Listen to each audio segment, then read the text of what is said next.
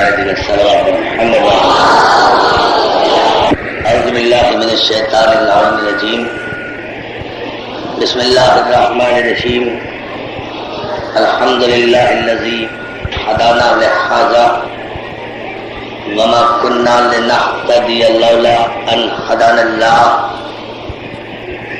لقد جاءت رسل ربنا بالحق والصلاة والسلام والتحية والإكرام على سيد أسلم ما في الوجود سر الله في كل موجود نقطة دائرة الوجود صاحب لواء الحمد والمقام المحمود مولانا ومولا الثقلين جد الحسن والحسين أبي القاسم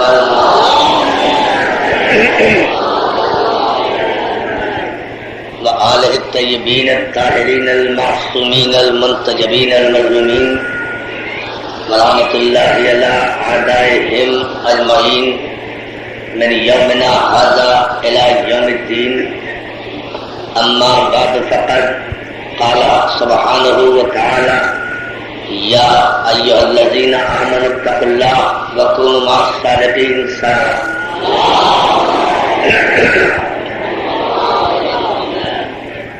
اداکاران شہداء کربلا، ماتمداران سید الشہداء، اس مقدس آستانے میں یہ خصوصی مجلس اعزاز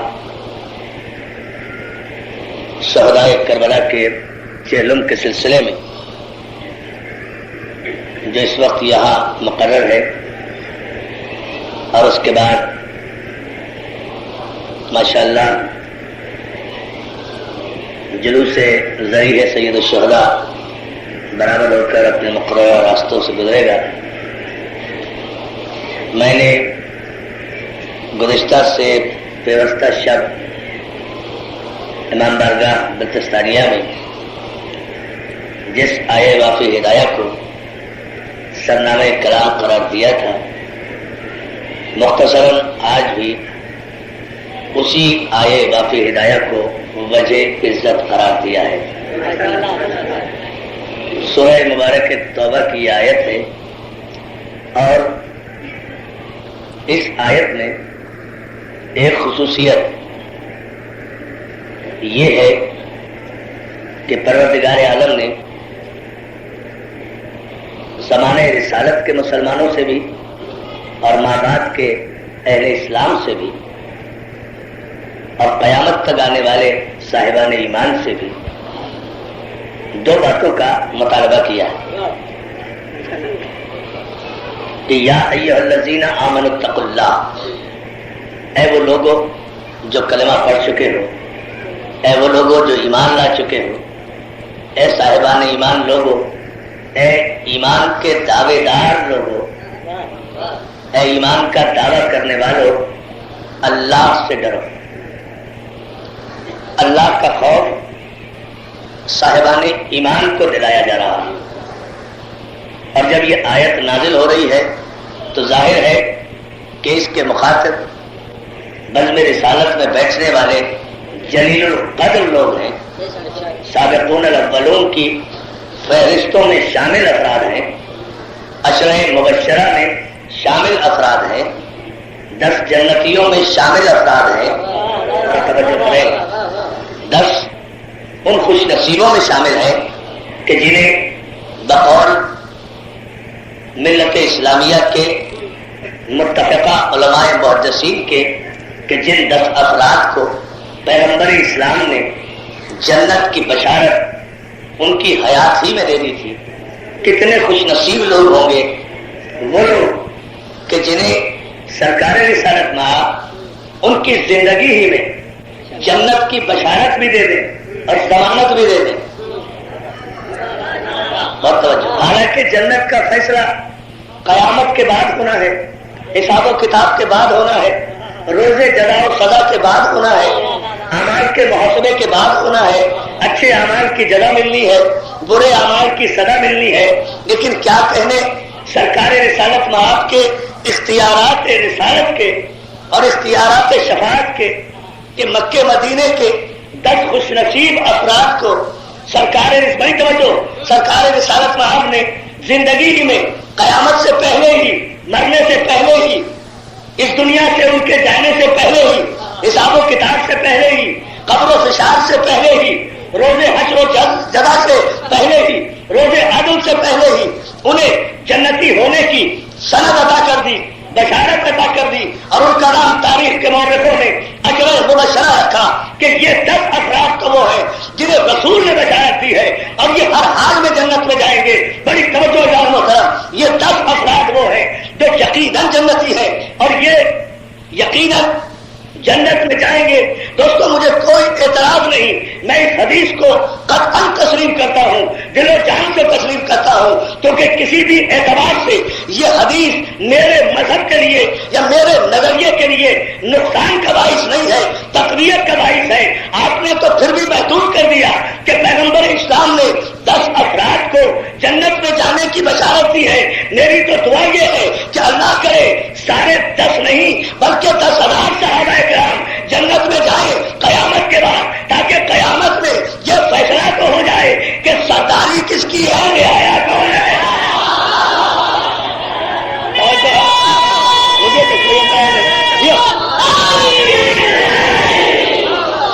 اور آپ کو سلامت رکھے،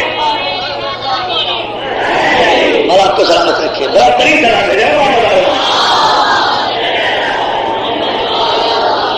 سب۔ مجھے تو کوئی اعتراض نہیں، 10 نہیں 10,000 جائیں جنت میں، کم از کم جنت میں یہ فیصلہ تو ہوگا کہ یہ جنت میں جانے والے جنت کے حقدار ہوں گے، سردار نہیں ہوں گے، اور جب حقدار ہوں گے تو سرداروں کی رعایا بن کے رہیں گے نا، تو رہنے والوں کو کم از کم اس دن تو خیال آئے گا کہ اس دنیا میں تو ہم ان پر حکومت کر کے ان سے بیعت کے مطالبے کر رہے تھے، آج ان کی رعایا بن کے رہنا ہے۔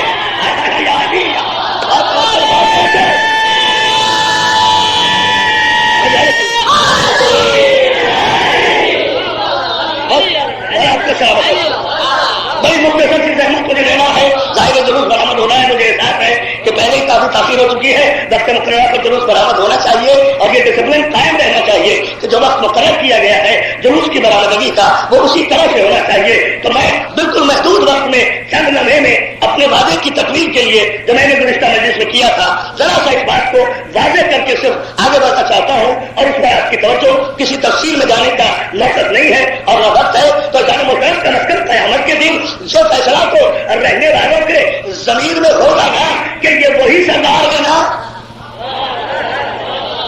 یہ وہی سردار ہے نا جن سے بیعت کے ہم مطالبے کرتے تھے، جن پر ہم اپنے حکومت جتاتے تھے، جو کریں گے جملے بڑے جانا محترم۔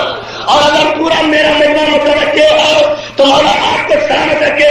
سارے مسلمان بھائی آج اس شب چہلم کے چند گھنٹے پہلے منعقد ہونے والی اس تاریخی اور مرکزی مجلس میں علی کے ادنا غلام کا ایک جملہ ضرور سنتے جائیں کہ ہمارے یہاں مقام نبوت کو سمجھنے میں نہ منافقت ہے، نہ ریاکاری ہے، نہ عیاری ہے، نہ مکاری ہے، اس لیے کہ ہم نے پیغمبر اسلام کا کلمہ ہنگامی حالات میں نہیں پڑھا ہے۔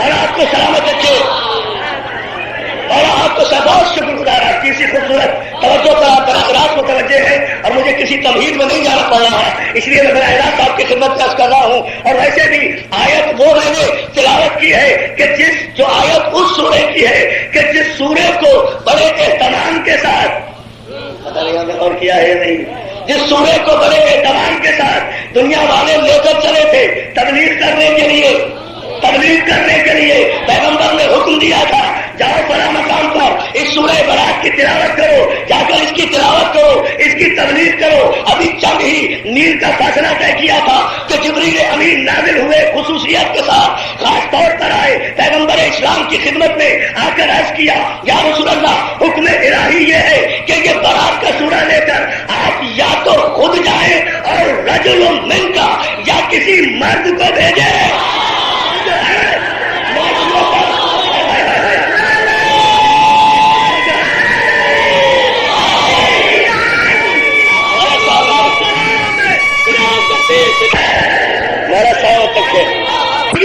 وہاں تو میں نے حدیث پڑھی تھی نا صحیح بخاری کی، یہ رسول یا تو یہ بارات کا سورہ لے کر خود تبلیغ کرنے کے لیے جائیے اور رجل من کا یا اس مرد کو بھیجیے جو آپ میں سے ہو، یعنی طے ہو گیا نا کہ مرد ہوگا ہی قرآن کی نگاہ میں وہ جو منیت رسول پر ہو.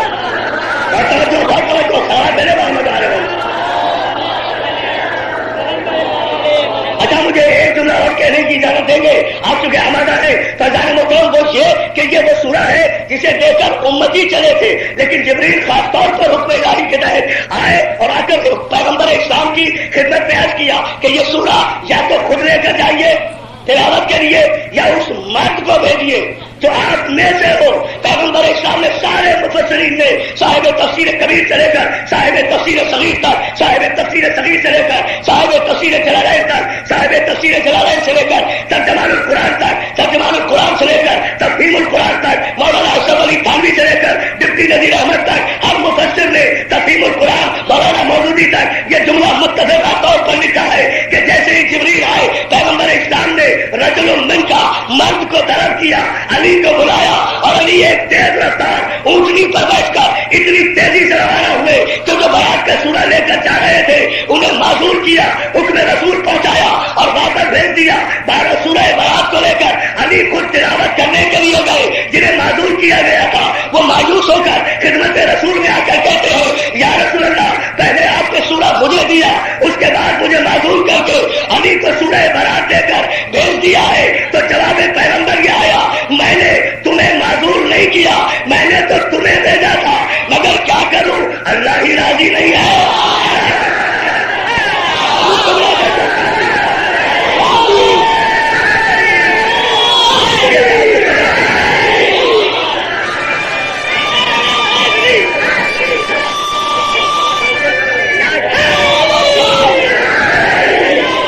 بہت بڑا کام ہے اس پر آپ غور کیجیے گا. اللہ ہی راضی نہیں ہے کس سے؟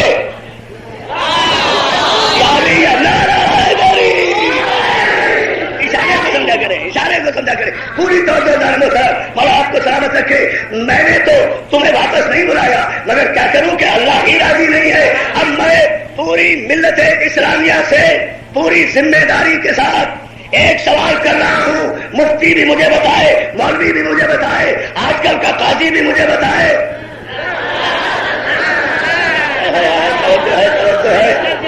اور جو ہے آج کل کا قاضی بھی مجھے بتائے، ایسا قاضی جس کے اصول دین میں عدل ہی نہیں ہے. کمال قاضی ہے بھائی، کمال قاضی ہے جن کے اصول دین ہی میں عدل نہیں ہے. تو جن کے اصول دین ہی میں عدل نہ ہو وہ قاضی کہاں سے ہو جائیں گے؟ جو ظالموں کے حمایتی ہو انہیں کسی کو بھی ظالم کہنے کا حق نہیں ہے. اور جو ہے نا ارے یہ حق اور اختیار بھی اگر ساری کائنات میں ہے تو علی کے ماننے والوں کو حاصل ہے، اس لیے کہ یہ علی کے ماننے والے ہیں جو قرآن کی اس آیت پر عمل کرتے ہیں کہ خبیث و طیب، خبیث اور طیب برابر نہیں ہو سکتے، ظالم اور مظلوم برابر نہیں ہو سکتے، قاتل اور مقتول برابر نہیں ہو سکتے.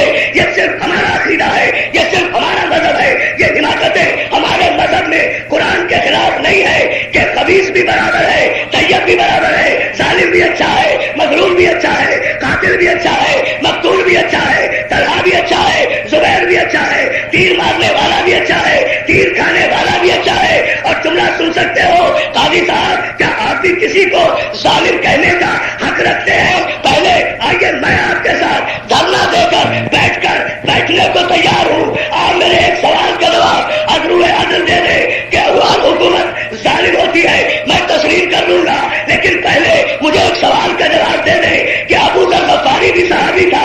مجھے صرف یہ بتا دے عدل کہ ابو ذر کو مدینہ بدل کرنے والا ظالم تھا یا ابو ذر ظالم تھا؟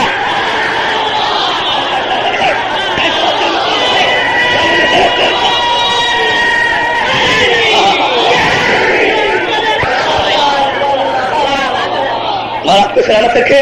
بہت شکر گزار, بڑے خوبصورت اور علمی توجہ فرما رہے ہیں. اچانک بڑے مختصر شرف میں قتل جانا محنت نہیں دوں گا, اس سبھی سے گزر کرانا ہے ذکر مسائل پر. یہ دن بھی مسائل کے ہیں, یہ راتیں بھی مسائل کی, لیکن جملہ ضرور سن لیجیے تاکہ ایک فیصلہ تو ہو جائے. میں ملت اسلامیہ سے بسط ادب اس علمی اور تاریخی مجموعے کے حوالے سے صرف ایک سوال کرنا چاہتا ہوں, اور وہ یہ ہے کہ پیغمبر اسلام کو جبریل نے اللہ کا حکم پہنچایا کہ قرآن کی اس سورت کی تلاوت یا تو جا کر تم کرو یا وہ مر جائے تو تم میں سے ہو.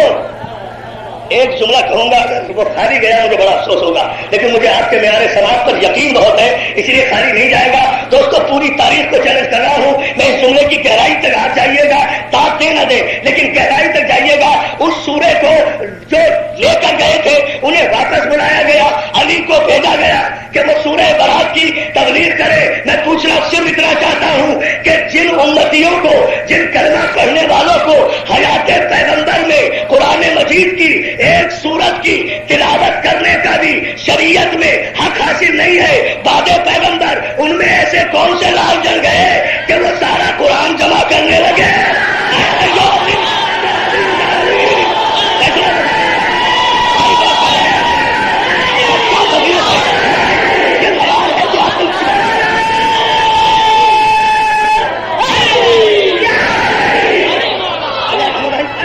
بتاؤں گا آپ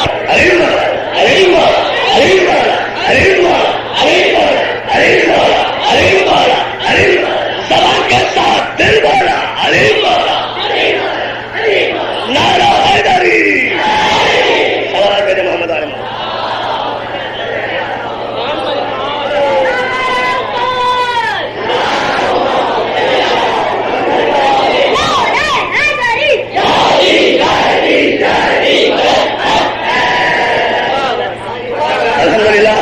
آپ نے جملے کو اس کے پورے پس منظر گہرائی اور ڈیپتھ میں جا کر قبول کیا. آپ کی سماج نے جن لوگوں کو حیات پیغمبر نے ایک سورت کی تبلیغ کرنے کا حق حاصل نہیں, بات پیغمبر وہ کون سا علمی حادثہ ہو گیا.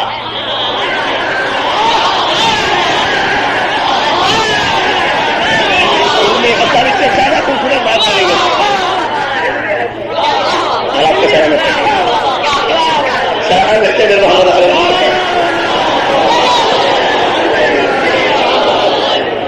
بعد پیغمبر وہ کون سا علمی حادثہ ہو گیا کہ سارا کا سارا قرآن خود جمع کرنے بھی بیٹھے اور نافذ کرنے بھی بیٹھے, جو ایک سورت نافذ نہیں کر سکتے وہ سارا قرآن کیسے نافذ کریں گے. اس کے لیے کوئی آیت, کوئی تشریح, کوئی توضیح, کوئی ریفرنس, کوئی حوالہ, کوئی وجہ, کوئی منطق, کوئی دلیل, کوئی استدلال, یہ سب دھاندلی.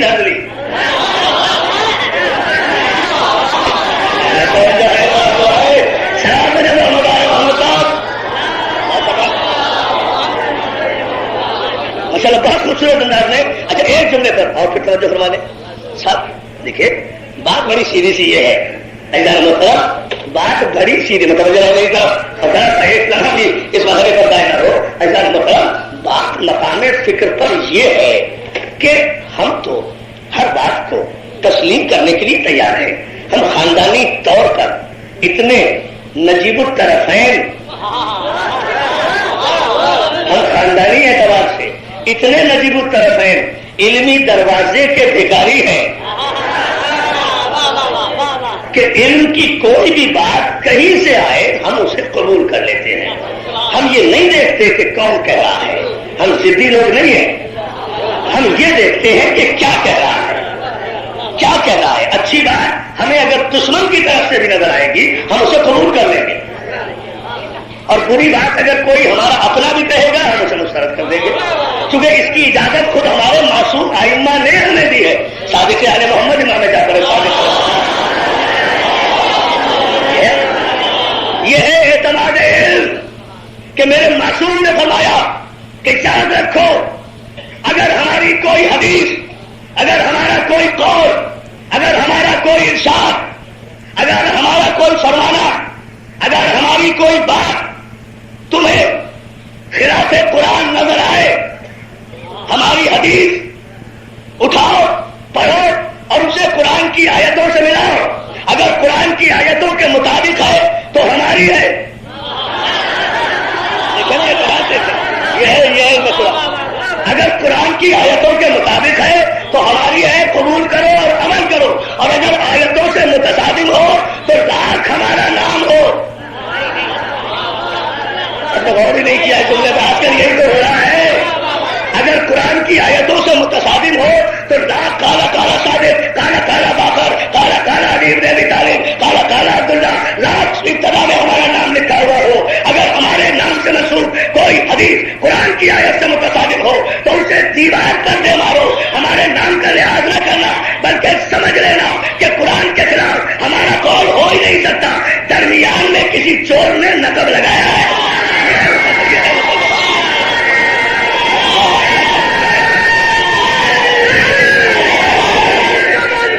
کو سلامت رکھے سر میرے محمد علیہ محمد کا یہ بڑا جیو ہمارا سلامت رکھے.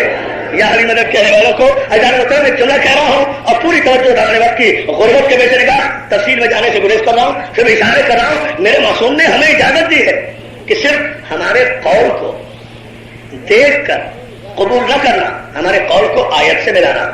قرآن کی آیت اگر تصدیق کرے ہمارے قول کی تو وہ ہمارا ہے، اور اگر قرآن کی آیت کے خلاف ہو تو سب کے درمیان میں کسی راوی نے غلطی کی ہے، ڈنڈی ماری ہے، نقل کرایا ہے، راوی غلط ہے، غیر معتبر ہے، اپنے مفاد کی خاطر وہ ہمارا نام استعمال کر رہا توجہ ہے. آپ نے غور نہیں کیا، وہ ہمارا دشمن ہے، وہ ہمارا دوست نہیں ہے. ہمارا اشارہ میں بڑا عجیب کر رہا ہوں، وہ ہمارا دوست نہیں ہے، اسے ہمارا دوست نہ سمجھنا. ہمارا نام استعمال کر کے روایتیں بیان کر رہا ہے. ہمارا کوئی قول قرآن کے خلاف ہو ہی نہیں سکتا. اسی لیے خواجہ بھائی انور بھائی، اسی لیے خواجہ معین الدین چشتی علیہ الرحمہ نے بہت پہلے فیصلہ کر دیا تھا، بہت پہلے اعلان کر دیا تھا کہ گفتار خارجی رہا بابر لکم اگرچہ قالت رسول کو یاد کس بات قیل و قالت، خارجی کی بات کا کبھی یقین نہ کرنا. اگر وہ یہ بھی کہے کہ قال قال رسول اللہ، اگر یہ پہنچے ہوئے ولی نے نہیں ابھی نہیں آپ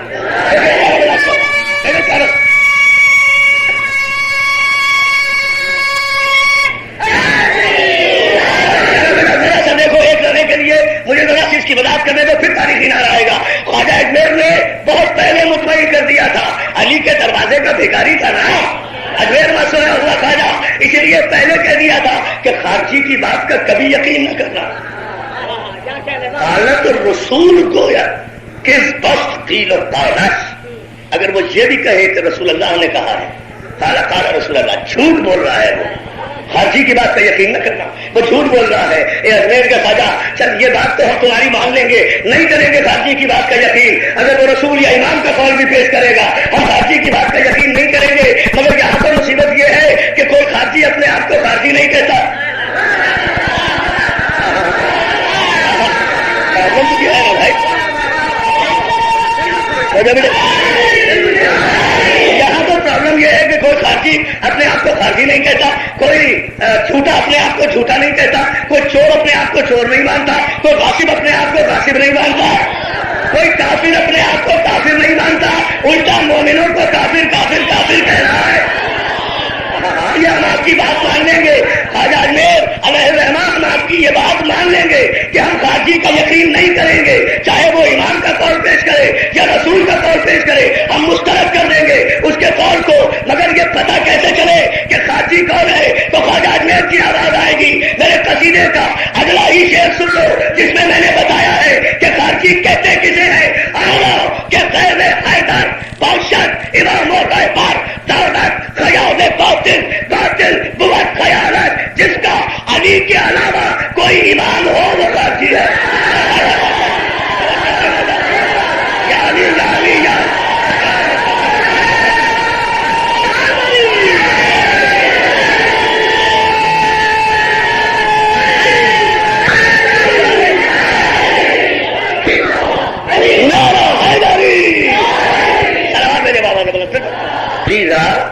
باغر مکن اگرچہ قالت رسول گویا کس بس جھوٹ ہے. قیل و قالش، یہ قیل و قال کہتے ہیں بےہودہ گفتن. عربی کا لفظ لیکن یہ محاورے میں جب قیل و قال استعمال ہوتا ہے نا اجان مکرم دروغ گوئی، افترا، جھوٹ، بکواس، واہیات، خارجی کی بات کا کبھی یقین نہ کرنا. اگر وہ یہ بھی کہے قال قال رسول اللہ، جھوٹ بول رہا ہے، الزام لگا رہا ہے معصوم پر. حضرت میں خارجی کہتے کسے ہیں؟ کہا بڑا آسان سا پتا ہے، آرا کے غیر حیدر بادشاہ امام اور حیدر. خارجی وہ ہے جس کا علی کے علاوہ کوئی ایمان ہو. دارل خیال باطل، باطل بہت خیال ہے، اور جس کا علی کے علاوہ کوئی ایمان ہوگا اس کا نظریہ بھی باطل ہوگا، اس کی فکر بھی باطل ہوگی، اس کی فکر توجہ ہے نا. اچھا چلے آپ آماد آئیے، یہ قصیدہ تو پھر کبھی فرصت میں سناؤں گا. 33 شعر ہے خواجہ اجمیر کے اس قصیدے میں، لیکن میں ایک شعر اور تو بتا آپ کی نظر کر کے گفتگو کا نتیجہ دے رہا ہوں. اے علی کے فضائل و مراتب کا تعین کرنے والے تاریخ کے بولے انسانوں،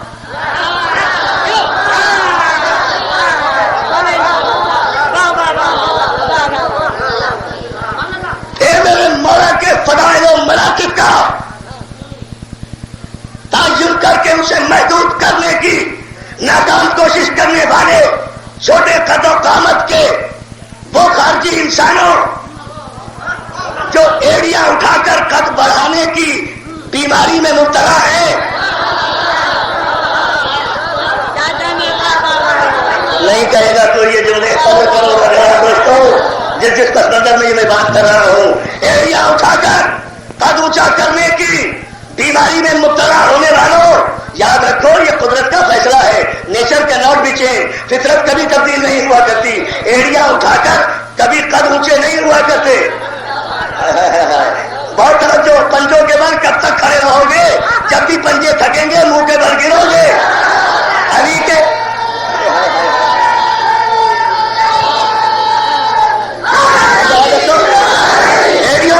بڑی علی تاریخ ہو کر اپنا قد بلند کر کے علی کے برابر میں آنا چاہتے ہو، علی کے ہم مرتبہ بننا چاہتے ہو، دیوانے ہو جا. کیڑیاں کب تک کھڑی رکھو گے؟ علی کے برابر آنے کی کوشش نہ کرو، اس لیے کہ تم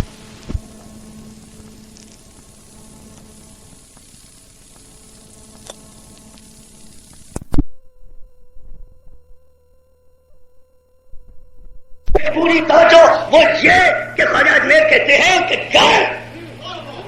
میں قربان ہو جاؤں اس ایک شعر پر، میں اپنی ساری تقریر قربان کرتا ہوں. ساری دنیا کے مورخ ایک طرف، سیرت نگار ایک طرف، مولوی ایک طرف، فتوے ایک طرف، علی کے فضائل کے دشمن ایک طرف، خواجہ اجمیر کا شعر ایک طرف. عجیب و غریب منزل میں اس پہنچے ہوئے ولی نے بات کہی ہے کہ گھر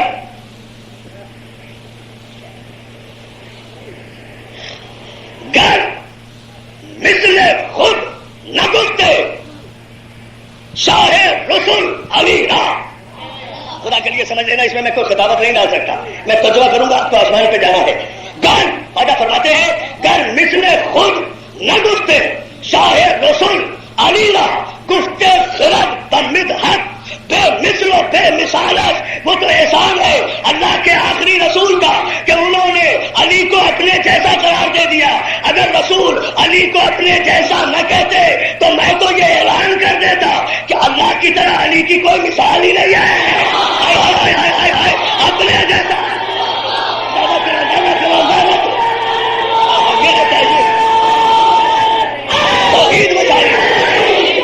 اتنی بڑا سوال مجھے محمد علیہ محمد کا سلام ہو جاؤں.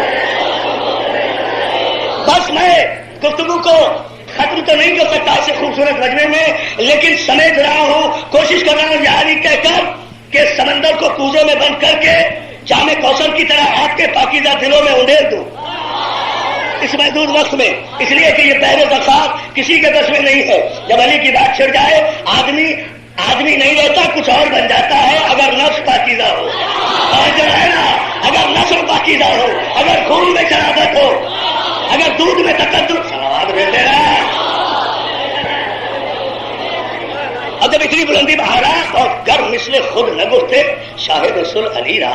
اگر رسول اللہ علی کو اپنی مثال قرار نہ دیتے، اپنی مثال، اپنے جیسا نہ کہتے، اگر رسول نہ کہتے کہ یا علی انت منی وانا من کا، تو مجھ جیسا میں تجھ جیسا.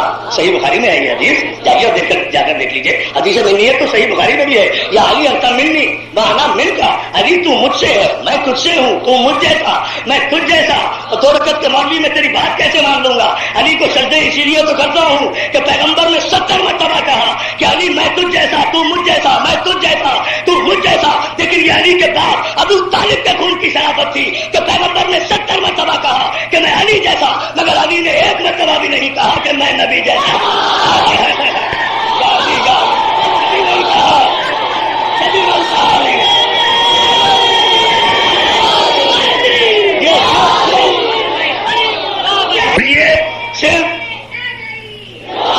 صرف یہ فیصلہ کر لیجئے میں سب کو ماننے کے لیے تیار ہوں، مجھے کوئی پرابلم نہیں ہے اس سلسلے میں ہر علمی بات کو تسلیم کروں گا، یہ میرے مذہب کی شرافت ہے، میں مان لوں گا میرے رسول نے کہا ہوگا کہ یہ 10 آدمی جنت میں جائیں گے، بالکل کہا ہوگا.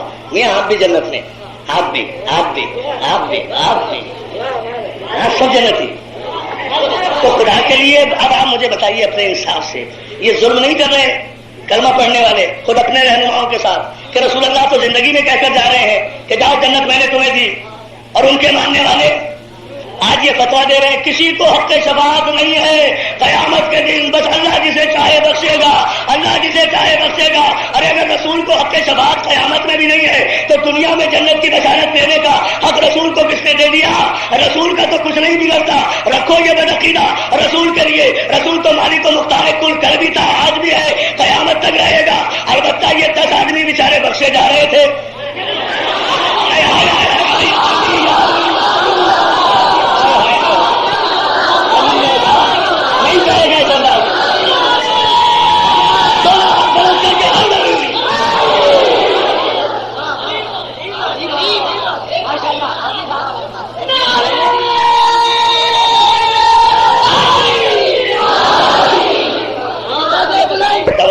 لیکن میں جملہ بتاؤں گا تمہاری خواہش کرتا ہے مجھے نوجوانوں کی، لیکن یہ جملہ غلط سے سن لیں اچانک وغیرہ. یہ رسول کو حق شفاعت نہیں، کسی کو شفاعت کا حق نہیں ہے، بس اللہ جسے چاہے گا بخشے گا. کوئی شفاعت نہیں کر سکتا، کوئی شفاعت نہیں کر سکتا. اچھا نہیں کر سکتا اگر شفاعت، تو یہ 10 آدمیوں کو، 10 شریف آدمیوں کو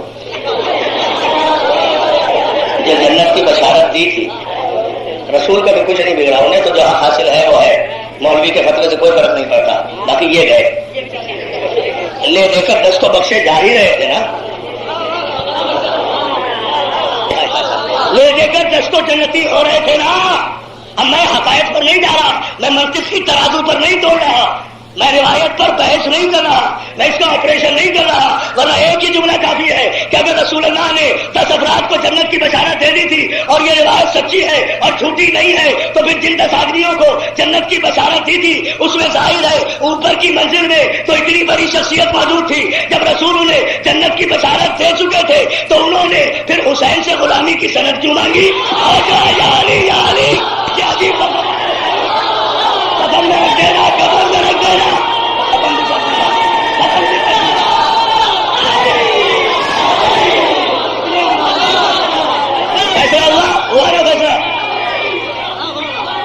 دے دی تھی تو پھر رسول کے نواسے حسین سے جنت کی سند مانگ کر اپنے کفن میں رکھنے کی تمنا کیوں کرا رہے ہیں؟ بیٹے سے کیوں کہہ رہے ہیں کہ لکھوا کر لے آ کے غلام ہوں اور میرے کفن میں رکھ دینا تاکہ جنت کی ضمانت ہو جائے؟ بھائی جب آپ آلریڈی کوالیفائی کر چکے ہیں اور حسین کا رسول نامہ آپ کو جنت دے چکا ہے،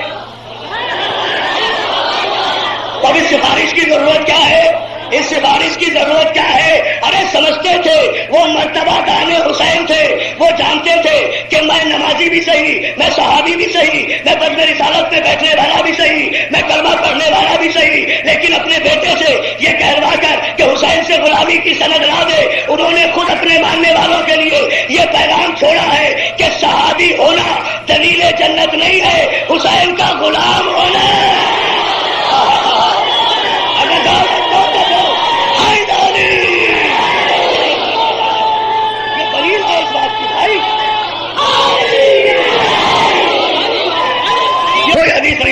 کوئی آیت نہیں پڑھتا، کوئی دلیل نہیں دیتا. آپ کے دلوں سے پوچھ رہا ہوں، بزرگ بوڑھے جوان بچے مائیں بہنیں بیٹیاں، صرف یہ مجھے بتا دیں، یہ جو آپ آسمانوں پر جا کر علی کے نعرے لگا رہے ہیں، علی کے فضائل سن کر مجھے بتائیے جب یہ آپ نعرہ لگاتے ہیں تو آپ کو اپنی خون کی شرافت پر یقین آتا ہے یا خون میں شک ہوتا ہے؟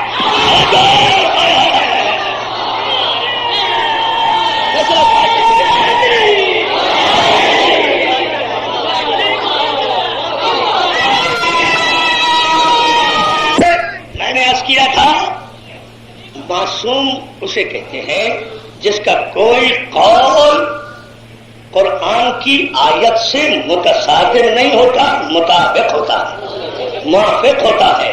قرآن نے کہا یا ایھا الذین آمنوا اتقوا اللہ وکونوا مع الصادقین، اے صاحبان ایمان تقوی اختیار کرو اور صادقین کے ساتھ رہو، ہو جاؤ نہیں، رہو۔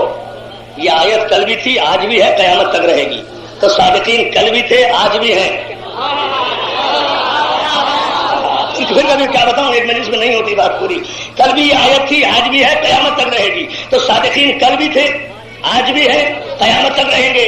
اگر صرف کل تھے صادقین، آج نہیں ہے، تو آیت کو قرآن سے نکالنا پڑے گا، حکم الہی معطل ہو جائے گا، اور ایک آیت بھی قرآن سے نکل جائے تو پورا قرآن مشکوک ہو جاتا ہے۔ تو مومنین تو ہیں، پالنے والے مومنین تو ہیں، تو نے حکم دیا ہے صادقین کے ساتھ رہیں، تو قیامت تک صادقین کو باقی رکھنا بھی تو تیری ذمہ داری ہے۔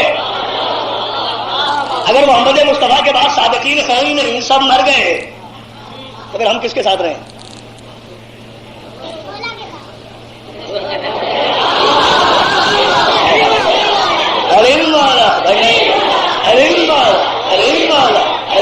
سبا کے ساتھ دل بولا، یہ بچہ ہمارا دل ہے نا، یہ بچہ ہمارا دل ہے نا۔ میں نے اتنا بڑا سوال کیا تھا کہ بڑے سے بڑے عالم سے بھی یہ سوال کرتا تو اسے پسینے آ جاتے۔ ہمارا چھوٹا سا بچہ ماں کے دودھ کی شہادت کا اعلان کر کے معصومیت سے کہہ رہا ہے کہ ہم کس کے ساتھ رہیں؟ مولا کے ساتھ رہیں۔ جو ہے کیا خوبصورت بات کی ہے، سلام دینے بابا کے بڑا کیا معصومیت ہے صاحب، مولا کے ساتھ رہیں۔ اچھا مولا کا یہ کانسیپٹ ایسا ہے کہ یہ مولا کسی کے پاس ہے ہی نہیں، مولا ہے بھی ہمارے ہی پاس، سب کے پاس ہے مولا نام۔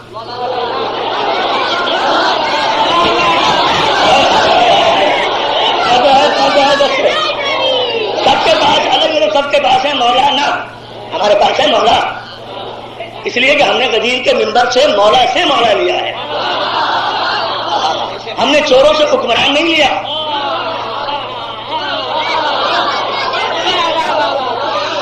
نہیں ہے تفصیل میں جانے کے بعد میری جان، ہم نے چوروں سے حکمران نہیں لیا، ہم نے غدیر کے منبر سے مولا لیا، معصوم سے معصوم لیا، نبی سے علی لیا، اور یہ مولا ہے ہی ہمارے پاس، اس لیے کہ یہ مولا ہوتا ہی مومنوں کے پاس ہے۔ یہ قرآن، یہ نہیں کہ ہمارا کدھر نہیں، یہ بچے نے قرآن کے مطابق کہا ہے۔ توجہ سلام بھیجے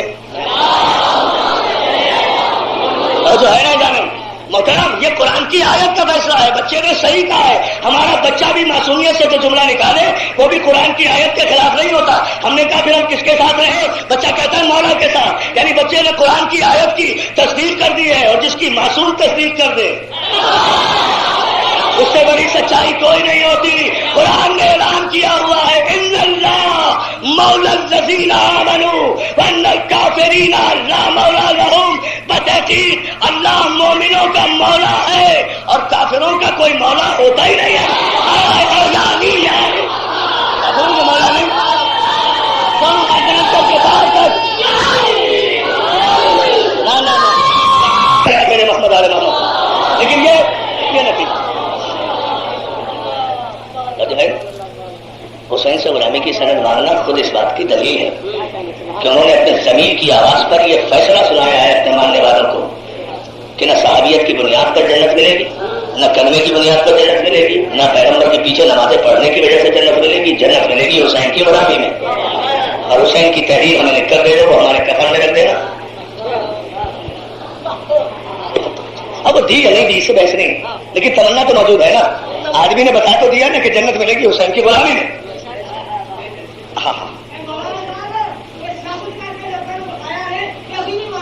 ہاں جی ہاں، سیاست ہے، اور سیاست ہے، ہاں جی بالکل صحیح کہہ رہے ہو، لیکن جملہ تو بات بالکل صحیح کہی ہے، لیکن دوستو مسئلہ یہ ہے کہ ایک آدمی نے تمنا کی نا، تمنا کر کے بتایا، تسلیم کرایا، ہم تو استدلال ہی صحیح کر رہے ہیں نا کہ اس دلیل یہی تو ہے، دلیل وہ ہے جسے دشمن بھی تسلیم کرے۔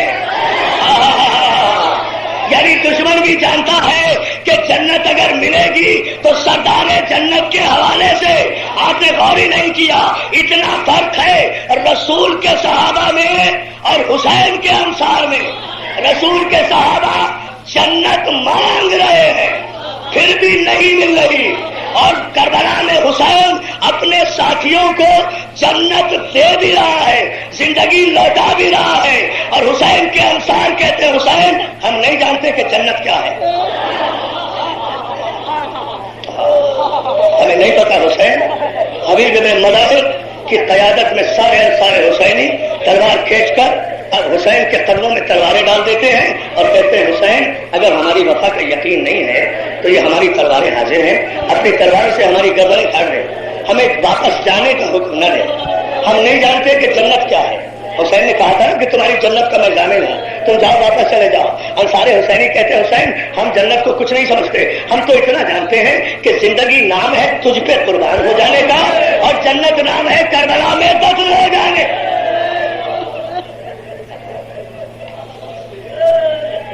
مولا تمہیں سلامت رکھے، آج مولا تمہیں سلامت رکھے، آج مشاہدہ تو ہے ہی، یہ جلوس لے کر آپ جائیں گے ہی۔ آج غیر معمولی تعداد میں ماؤں بہنوں کا رش دیکھ رہا ہوں، آج بڑی تعداد میں اللہ انہیں سلامت رکھے، ان کے سہاگ سلامت رکھے، ان کے بچے سلامت رکھے، ان کے بیٹے سلامت رکھے، ان کی بیٹیاں سلامت رکھے، ماتمدار سلامت رکھے۔ میں اتنی دوڑ کا کہ اتنا بڑا رش یہ خواتین کا مجھے تاریخی نظر آ رہا ہے، آپ ہر مجلس میں آتی ہیں مگر آج تو خاص طور سے آپ آئی ہے نا، اس لیے کہ یہ کائنات کی واحد غریب بہن ہے زینب، جو 1 برس کی قید نبھا کر 1 سال کے بعد بھائی کا چہلم کر لے، شام سے کربلا آ رہی ہے، اے بی بی زینب یہ تیری قمیض حاضر ہے۔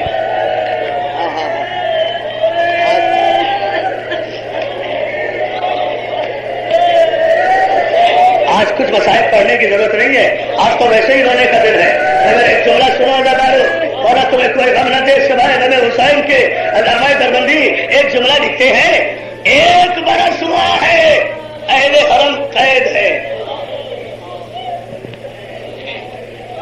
اور میری ماں بہنوں سلام کرو اپنی شہزادی کو جس نے 1 برس کی قید میں یزیدی تخت تاج کی بنیادیں اتنی ہلا دی کہ یزید کہہ رہا ہے سجاد رہا ہو کر مدینے چلے جاؤ، اور جناب زینب کہہ رہی ہے نہیں جاؤں گی، پہلے یہ شرط مانو، ڈکٹیشن دے کر رہا ہو رہی ہے۔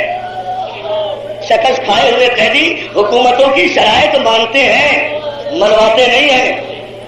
سلام کربلا کی شیر دل خاتون کو، سلام ثانیہ زہرا کو 1 برس میں اتنا انقلاب برپا کر دیا کہ یزید دارالحکومت میں روک نہیں سکتا۔ پیغام بھیجتا ہے مجھے ہر شرط منظور دے، کہا بس صرف 2 شرطیں ہیں، زیادہ شرائط نہیں ہیں۔ سید سادات پوچھتے ہیں پھپھی اللہ کیا شرائط لے کر بھیجوں؟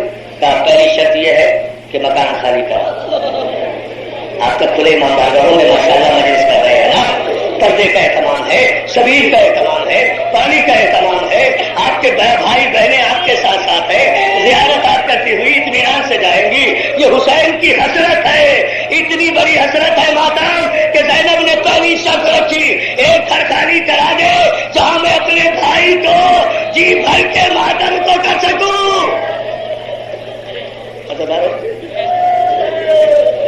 مجھے 2-4 جملے کہنے ہیں اور تو میں کہوں گا زیارت برآمد ہوگی۔ آپ یہ جملہ سن لیجئے، سال بھر یاد آئے گا یہ جملہ آپ کو جو آج کے دن کی خصوصیت سے ہے، اور میں ساتھ میں صرف 1 دفعہ یہ مسائل کا جملہ پڑھتا ہوں چہلم کے موقع پر، یا آج یہاں پڑھ رہا ہوں یا انشاءاللہ کل کراچی میں پڑھوں گا۔ یہ میں سال بھر میں کبھی نہیں پڑھتا جملہ، اگر سن سکو تو یہ جملہ عزادارو سن لینا، مولا تمہیں کوئی غم نہ دے۔ اس کے بعد کہتی ہے بی بی زینب بیٹا سجاد یزید سے کہو ہمارے شہیدوں کے سر ہمیں بھیج دے، جنہیں ہم لے جا کر کربلا ان کے لاشوں سے ملا کر دفن کو کر سکے۔ روزہ داروں میں نے سارے مسائل چھوڑے، زینب کی شرط مانی گئی، مکان بھی خالی ہوا، شہیدوں کے سر بھی آئے۔ جب قبیلے بنی ہاشم کے سر آنے لگے، 18 جوانان بنی ہاشم کے سر آنے لگے، قید خانے پر ایک تلاطم برپا ہوتا، جو بھی سر آتا اس سر کی وارث بیوی اٹھتی، وہ اس سر کو گود میں لیتی، ساری بیویاں فرصہ دیتی۔ پھر ایک مرتبہ قید خانے کے دروازے پہ شور ہوا، ہٹو بیوہ حسن کے، بیوہ حسن کے لال قاسم نوشاہ کا سر آ رہا ہے۔ جیسے ہی فروا کے لال کا سر آیا، زینب آگے بڑھی، کلثوم آگے بڑھی، جناب فروا آگے بڑھی، کلیجے سے سر کو لگایا۔ ادادارو زینب نے جب جملہ سن لینا، اللہ تمہاری جوانیاں سلامت رکھے، قطر صاحب جملہ فرمایا کرتے تھے کہ زینب نے جب قاسم کے سر کو گود میں لیا تو قاسم نوشا کے پھول سے رخساروں پر گھوڑوں کی ٹاپوں کے نشان موجود تھے، جس کا لاشا کربلا میں قتل کرو۔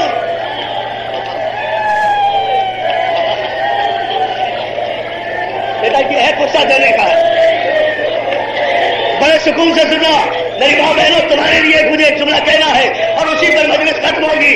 ایسے ہی شہیدوں کے سر آئے، ایک مرتبہ اداداروں آواز آئی زندان کے دروازے پر، ام لیلا کے لال، نوجوانوں سن لو گے، اللہ تمہاری جوانیاں سلامت رکھے۔ آواز آئی ہٹو، ام لیلا کے چاند 18 برس کے شبیہ رسول علی اکبر کا سر آ رہا ہے۔ اکبر کا نام آیا، لیلا نہیں اٹھی، لیلا کونے میں بیٹھی رہی، زینب آگے بڑھی۔ جملہ سنے، پہلے جملہ سنے، پھر رونا، پہلے جملہ سننا۔ جیسے اکبر کے سر آئے کی اطلاع آئی نا، جناب ام لیلا اکبر کی ماں نہیں اٹھی، جناب زینب دوڑی ہوئی لیلا کے پاس گئی، آ کر کہتی بھابھی تیرے لال کا سر آیا، تیرے 18 برس کے علی اکبر کا سر آیا ہے، چل کر اس سر کا استقبال تو کر لے۔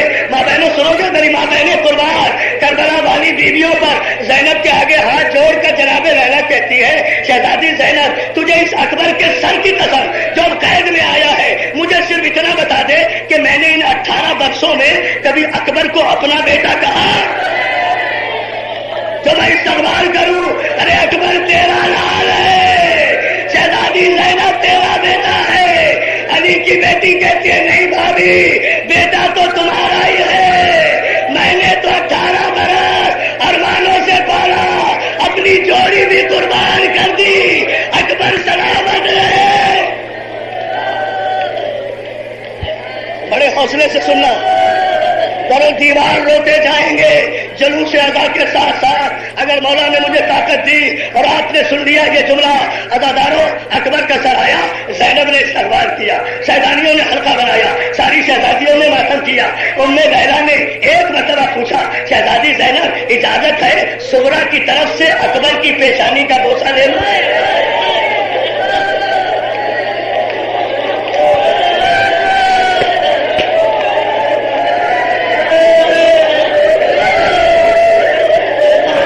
سے میرے ساتھ اس لیے کہ میں قیامت کر دوں کہنے جانا شہزادی اجازت ہے بہن صغرا کی طرف سے میں اکبر کی پیشانی کا بوسہ لے لوں؟ شہزادی زینب نے کہا بھابھی آپ کا بیٹا ہے، آپ کا لال ہے۔ اداداروں اکبر کا ماتم قید خانے میں جی بھر کے ہوا، ایک ایک سر آتا رہا، یہ قاسم کا سر، یہ اکبر کا سر مختصر کیا میں نے، یا محمد کے سر اور محمد کے سروں کا استقبال زینب نے نہیں کیا، فضا نے ہاتھوں میں لیا ہے، ساری شہزادیوں نے ماتم کیا ہے۔ تو زینب نے کہا ہے مجھے پرسہ نہ دینا، میں نے صدقہ کیا تھا اکبر کا، میں ماتم نہیں کروں گی۔ میں یہ 1 گھنٹے کے مسائل میں 2 جملے میں ختم کر رہا ہوں، سارے چھوڑ کر، سارے سر آتے گئے، سارے سر آتے گئے، بس یہ آخری جملہ ہے، اسی پر زیارت برآمد ہوگی۔ مگر جب میں کہوں گا، جب رو لینا جی بھر کے، ایک مرتبہ قید خانے میں سلزلہ آیا، تلاطم آیا، آواز آئی، نکارے بجے، ہٹو، راستہ دو، بھیڑ چھٹاؤ، عباس کا سر آ رہا ہے۔ اب کرو ماتم، ماتم کیا جاؤ۔ میں رک کے اس لیے پڑھ رہا ہوں تاکہ ایک جملہ تم سن لو۔ بیٹا جب تک میں نہ کہوں کہ زیارت لاؤ، زیارت نہ لانا دیکھنا کیا کیا قیامت برپا ہوگی۔ ہٹو، راستہ دو، ام البنین کے لال غازی عباس کا سر آ رہا ہے۔ جیسے ہی عباس کا سر قید خانے میں آیا، زینب آگے بڑھی، ام کلثوم آگے بڑھی، لیلا آگے بڑھی، رقیہ آگے بڑھی، ام ہر بی بی نے عباس کے سر کو دیکھ کر کہا عباس میری جان ہے۔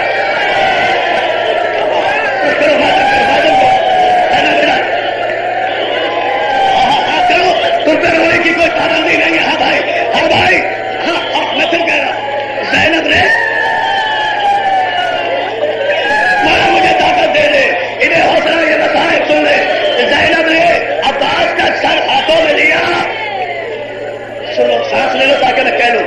جناب فضا کہتی ہے کہ جب میری شہزادی زینب نے میرے غازی کا سر ہاتھوں میں لیا تو میرے غازی کی آنکھیں کھلی ہوئی تھی، لیکن جب زینب کی گود میں غازی کا سر آیا عباس کی آنکھیں بند ہو گئی۔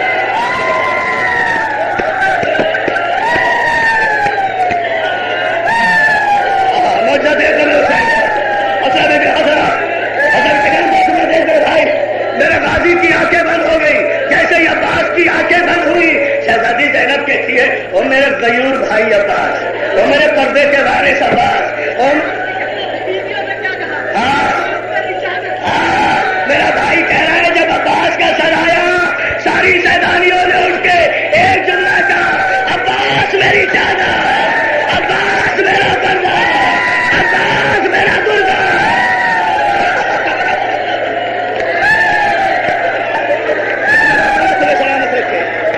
یہ جملہ سن لینا، یہ جملہ خدا کے لیے، مولا مجھے میرے غازی مجھے طاقت دے، میں یہ تیرے مصائب کا حق ادا کر سکوں، بس ایک جملہ معجزہ دیکھنا۔ عباس کے سر کی آنکھیں بند ہوئی، زینب کہتی ہے میرے غازی، میرے غیرت دار بھائی، آنکھیں بند نہ کر، میری گود میں آ کر میں تجھے بازوؤں پہ رسن کے نشان دے، عباس میں تجھے رسن کے نشان نہیں دکھاؤں گی، غازی آنکھیں بند نہ کر، آنکھیں کھول کر بہن کو دیکھ تو لے، آنکھیں کھول کے بہن کو دیکھ تو لے۔ ساری سیدانیوں نے ادادارو جس طرح تم اب حلقہ بناؤ گے نا، ماتم کرتے جاؤ گے، ایسے عباس کے سر کے گرد ساری سیدانیوں نے حلقہ بنایا ہے۔ زینب کے ہاتھوں میں عباس کا سر ہے، کوئی کہہ رہی ہے عباس میرا پردہ، عباس میرا برقع، عباس میری چادر، عباس میری گود، کہ ایک مرتبہ اب جملہ سن لو، ابھی عباس کا ماتم قید خانے میں ہو رہا تھا کہ قید خانے کے ایک کونے سے زنجیروں کی جھنکار سنائی دی، میرا بیمار امام جس کی ہتھکڑیاں ابھی کھلی نہیں، ہاتھوں میں ہتھکڑیاں، پاؤں میں بیڑیاں، گردن میں تاؤ سنبھالے ہوئے پھپھی زینب کے قریب آتا ہے، آ کر کہتا ہے پھپھی اماں تھوڑی دیر تو میرے چچا کا سر مجھے دے دو۔ میرا بھائی جملہ سن لینا، لوگ بہت بڑے دل والا ہوگا جو یہ جملہ سنے گا، کمزور دل اٹھ کے چلے جائے، میں سید ہوں اور آج چیلوں کا دن ہے، میں مصائب کا وہ جملہ پڑھ رہا ہوں کہ غازی میری مدد کرے گا، آپ کی بھی مدد کرے گا۔ پھپھی اماں عباس چچا کا سر تھوڑی دیر کو مجھے دے دو۔ زینب نے غازی کے سر کو چوما، سید سجاد کے ہاتھوں میں دیا، عباس کا سر میرے بیمار امام نے اپنے ہاتھوں میں لیا، سیدانیوں نے مڑ کے دیکھا، غازی کے سر کو سینے سے لگائے، سید سجاد قید خانے کے